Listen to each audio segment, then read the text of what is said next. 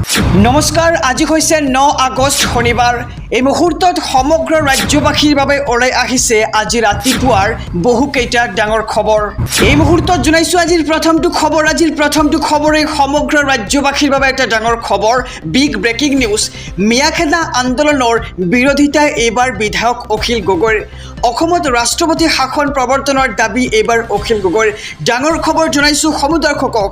মিয়াখেদা আন্দোলনৰ বিৰোধিতা এইবাৰ অখিল গগৈৰ। অসমত ৰাষ্ট্ৰপতি শাসন প্ৰৱৰ্তনৰ দাবী অখিলৰ। অসমৰ জনতাক আন্দোলন কৰিবলৈ হাতত মাৰণাস্ত্ৰ দিয়াৰ চেষ্টা হিমন্ত চৰকাৰৰ। আন্দোলনৰ বিৰোধিতা কৰা মুখ্যমন্ত্ৰীয়ে নিজে এতিয়া মিয়া খেদিবলৈ আন্দোলন কৰিবলৈ কৈছে। অসমত অৰাজক পৰিস্থিতিৰ সৃষ্টি কৰাৰ চেষ্টা এইখন চৰকাৰৰ। মণিপুৰৰ দৰে পৰিস্থিতি অসমত সৃষ্টি কৰাৰ চেষ্টা চলোৱা হৈছে। মণিপুৰৰ মডেল স্থাপন কৰিবলৈ অসমত মিয়াখেদা আন্দোলন আৰম্ভ কৰা হৈছে। মন্তব্য কৰিছে এইবাৰ বিধায়ক অখিল গগৈয়ে। আমি নিৰাপত্তা দিব নোৱাৰোঁ বুলি মুকলিকৈ কৈছে মুখ্যমন্ত্ৰীয়ে। আৰু মিয়াখেদা আন্দোলনৰ পৃষ্ঠপোষকতা কৰা চৰকাৰক বৰ্খাস্তৰ দাবী অখিল গগৈৰ। সংবিধান নস্যাৎ কৰি সম্পূৰ্ণভাৱে বিফল হৈছে এইখন চৰকাৰ আৰু অসম চৰকাৰক ভাঙি ৰাষ্ট্ৰপতি শাসন স্থাপন কৰিব লাগে চৰকাৰে। মিয়াখেদা আন্দোলনৰ বিৰোধিতা কৰিছে এইবাৰ বিধায়ক অখিল গগৈয়ে। সংবাদমেল সম্বোধন কৰি বিধায়ক অখিল গগৈৰ এই হুংকাৰ। এই মুহূৰ্তত জনাইছোঁ আজিৰ দ্বিতীয় নম্বৰ খবৰটো সমগ্ৰ ৰাজ্যবাসীৰ বাবে এটা ডাঙৰ খবৰ। 15 আগষ্টৰ ভিতৰত উজনি অসমৰ পৰা সকলো মিয়া যাব লাগিব। চিন্তন বৈঠক পাতি 20টাকৈ জাতীয় জনগোষ্ঠীয় সংগঠনৰ বৃহৎ ঘোষণা। এই মুহূৰ্তৰ ডাঙৰ খবৰ জনাইছোঁ সমুদৰ্শকক। উজনি অসমৰ পৰা সকলো সন্দেহজনক নাগৰিক অবৈধ লোক আঁতৰি যাব লাগিব। 15 আগষ্টৰ ভিতৰত ত্যাগ কৰিব লাগিব উজনি অসম। চিন্তন বৈঠকত 11টাকৈ প্ৰস্তাৱ গ্ৰহণ কৰি বান্ধি দিলে সময়সীমা। অসমত কেৱল থলুৱা খিলঞ্জীয়াৰ প্ৰভুত্ব থাকিব লাগিব আৰু খিলঞ্জীয়াৰ প্ৰভুত্ব থকা অসম গঢ়াৰ স্বাৰ্থত অবৈধভাৱে থকা সকলো সন্দেহযুক্ত নাগৰিকক চিনাক্ত আৰু বিতৰণ কৰিব লাগিব। অসমৰ ভোটাৰ তালিকাৰ পৰা সন্দেহযুক্ত নাগৰিকৰ নাম অতি শীঘ্ৰে কৰ্তন কৰিব লাগে। উচ্ছেদৰ বিৰুদ্ধাচৰণ কৰা লোকসকলক ৰাষ্ট্ৰদ্ৰোহ আইনৰ অধীনত গ্ৰেপ্তাৰ কৰিব লাগে। আৰু 20টাকৈ জাতীয় জনগোষ্ঠীয় সংগঠনে চিন্তন বৈঠক পাতি বান্ধি দিলে চৰ্ত আৰু সময়সীমা। উজনি অসমৰ পৰা সকলো সন্দেহজনক নাগৰিক আৰু অবৈধ লোক আঁতৰি যাব লাগে। 15 আগষ্টৰ ভিতৰত ত্যাগ কৰিব লাগিব উজনি অসম আৰু চিন্তন বৈঠকত 11টাকৈ প্ৰস্তাৱ গ্ৰহণ কৰি বান্ধি দিলে সময়সীমা। এই মুহূৰ্তত জনাইছোঁ আজিৰ তৃতীয় নম্বৰ খবৰটো আছে সমগ্ৰ ৰাজ্যবাসীৰ বাবে আৰু এটি ডাঙৰ খবৰ।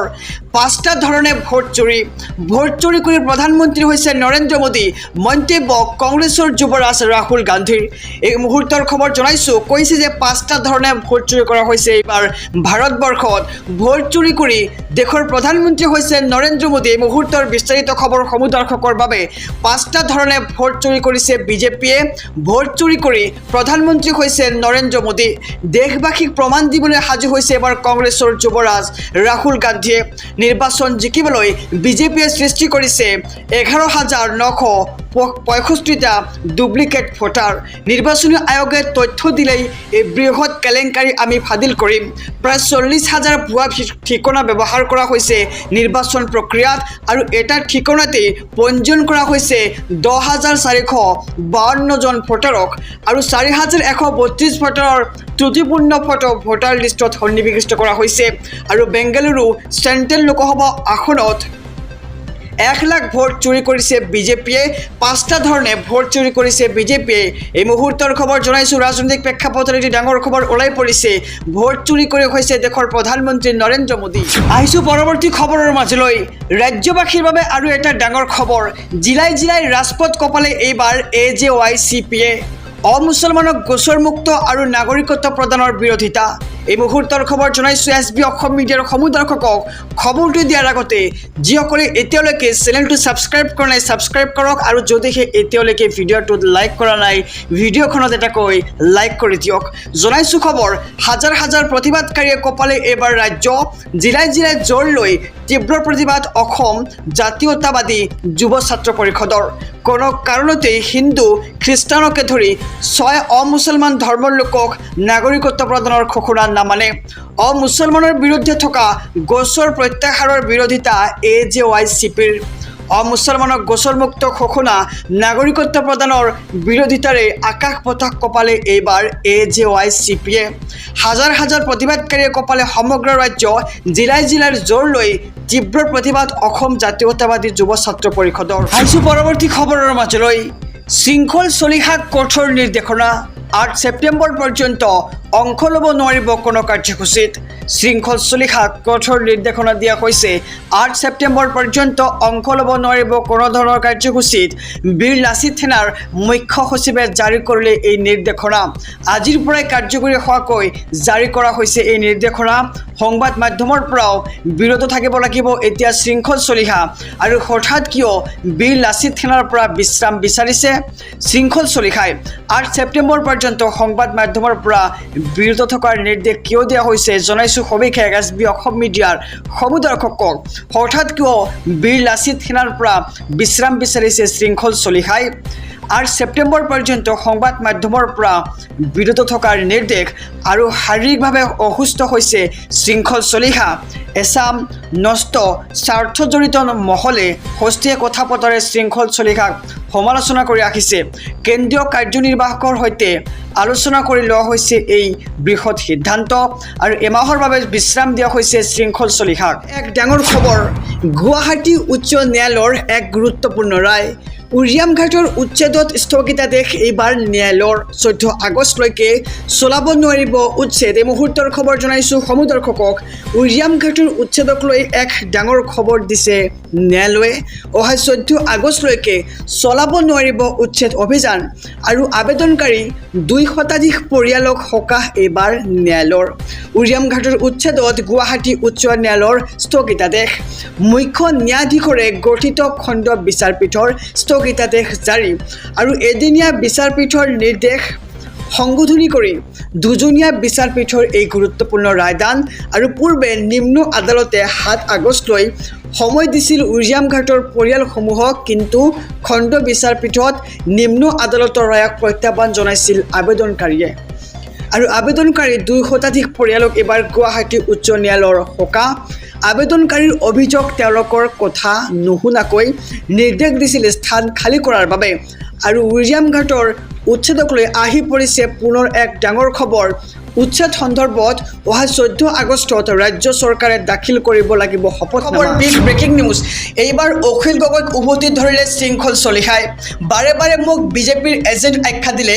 মোৰ আপত্তি নাই শিৱসাগৰৰ বিধায়কে মোক বিজেপিৰ এজেণ্ট আখ্যা দিছে বাৰে বাৰে মোক বিজেপিৰ এজেণ্ট আখ্যা দিলেও মোৰ আপত্তি নাই এনেধৰণৰ কথা বতৰা গ্ৰহণযোগ্য হয় নে নহয় ৰাইজে বিচাৰ কৰিব এবাৰ শৃংখল চলিহাৰ ডাঙৰ মন্তব্য আহি পৰিছে মই আজিলৈকে হিমন্ত বিশ্ব শৰ্মাৰ ছাৰটোৱে দেখি পোৱা নাই ৰাজনৈতিক লাভালাভৰ বাবে এনে টুলুংগা মন্তব্য কৰিছে মই যেতিয়ালৈকে অনা অসমীয়াৰ বিৰুদ্ধে মাত মাতিছিলোঁ তেতিয়ালৈকে মই জাতীয়তাবাদী আৰু যেতিয়া আমি সংখ্যালঘুৰ বিৰুদ্ধে মাত মাতিলোঁ তেতিয়া সাম্প্ৰদায়িক আৰু কোনোবা মন্ত্ৰী বিধায়ক হ'ব আৰু এনে কথা ক'ব মানি লোৱা নহ'ব আৰু মোৰ কোনো চৰকাৰী দলৰ সৈতে কথা বতৰা নহয় বুলি এক প্ৰকাৰ মন্তব্য কৰিছে শৃংখল চলিহাই আৰু মোৰ কথা বতৰা হৈছে জাতীয়তাবাদীৰ লগত শৃংখল চলিহাই বিজেপি কংগ্ৰেছ একো নকৰে কেৱল জাতীয়তাবাদৰ লগত আছে শৃংখল চলিহা আৰু জাতি ৰক্ষাৰ কাৰণে সকলো খিলঞ্জীয়া একত্ৰিত হ'ব লাগিব নাগৰিক সভাত অখিল গগৈক এবাৰ উভতি ধৰিলে শৃংখল চলিহাই শিৱসাগৰৰ বিধায়কে মোক বিজেপিৰ এজেণ্ট আখ্যা দিছে বাৰে বাৰে মোক বিজেপিৰ এজেণ্ট আখ্যা দিলে মোৰ আপত্তি আছে আৰু এনেধৰণৰ কথা বতৰা গ্ৰহণযোগ্য হয় নে নহয় তেওঁ এতিয়া মন্তব্য কৰা দেখিবলৈ পোৱা গৈছে আৰু এই কথা বতৰা ৰাইজে বিচাৰ কৰিব মই আজিলৈকে হিমন্ত বিশ্ব শৰ্মাৰ ছাৰটোৱে দেখিব পোৱা নাই বুলি মন্তব্য কৰিছে এবাৰ শৃংখল চলিহাই সমগ্ৰ ৰাজ্যবাসীৰ বাবে এটা ডাঙৰ খবৰ প্ৰায় 70,000 হিন্দু বঙালী বিদেশী ন্যায়াধিকৰণৰ গোচৰ প্ৰত্যাহাৰ কৰিব চৰকাৰে ডিভোৰ্টাৰৰ কেছ নাইকিয়া কৰি হিন্দু বাংলাদেশীক প্ৰদান কৰা হ'ব নাগৰিকত্ব ইয়াৰ বাবে চৰকাৰে আৰম্ভ কৰিছে মিয়াখেদা আন্দোলন চৰকাৰৰ নিৰ্দেশক লৈ গৰজি উঠিল এইবাৰ বিধায়ক অখিল গগৈ বিদেশী ন্যায়াধিকৰণত হিন্দু বাংলাদেশীৰ গোচৰ প্ৰত্যাহাৰক লৈ ৰাজ্যজুৰি বিতৰ্ক আজি ৰাজ্যজুৰি প্ৰতিবাদ সদৌ অসম ছাত্ৰ সন্থাৰ বিদেশী ন্যায়াধিকৰণত থাকিব হিন্দু বাংলাদেশীৰ গোচৰ আৰু 2014 31 ডিচেম্বৰৰ পূৰ্বে অহা অমুছলমান লোকে পাব নাগৰিকত্ব 2014 31 ডিচেম্বৰৰ পূৰ্বে অহা 6 ধৰ্মীয় লোকৰ বিৰুদ্ধে নচলাই গোচৰ কা অধিনিয়মৰ ভিত্তিত এই সিদ্ধান্ত ল'ব ৰাজ্য চৰকাৰে চৰকাৰৰ এই যোজাক লৈ গৰজি উঠিছে এইবাৰ কৃষক মুক্তি সংগ্ৰাম সমিতি আৰু ধৰ্মৰ নামত লাখ লাখ বিদেশীক নাগৰিকত্ব দিব বিচাৰিছে এইখন চৰকাৰে ইয়াৰ বিৰুদ্ধে উচ্ছেদ কৰি হিন্দু বাংলাদেশীক দিব বিচাৰিছে সংস্থাপন প্ৰায় 70,000 হিন্দু বঙালী বিদেশী ন্যায়াধিকৰণৰ গোচৰ প্ৰত্যাহাৰ কৰিব চৰকাৰে ডিভৰ্টাৰৰ কেছ নাইকিয়া কৰি হিন্দু বাংলাদেশীক প্ৰদান কৰা হ'ব নাগৰিকত্ব ডিভৰ্টাৰৰ কেছ নাইকিয়া কৰি হিন্দু বাংলাদেশীক এইবাৰ চৰকাৰখনে দিব নাগৰিকত্ব ইয়াৰ বাবে চৰকাৰে আৰম্ভ কৰিছে মিয়া খেদা আন্দোলন আৰু চৰকাৰৰ নিৰ্দেশক লৈ এইবাৰ গৰজি উঠিল বিধায়ক অখিল গগৈ